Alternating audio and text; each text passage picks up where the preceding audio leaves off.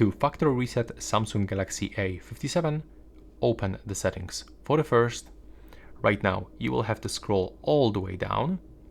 Next we have to go for general management, and right now scroll all the way down, go for reset, and go for factory data reset. Remember that it's gonna remove like everything from your phone, and don't worry, it's not gonna delete your accounts. You will be still able to use them on some other devices, or even on this device when you just simply set this up after the reset will be complete. It's just gonna remove all of this, files like photos, videos, messages, just everything from your phone, and also all of those applications. So if you are sure that you want to do this, you will have to click continue.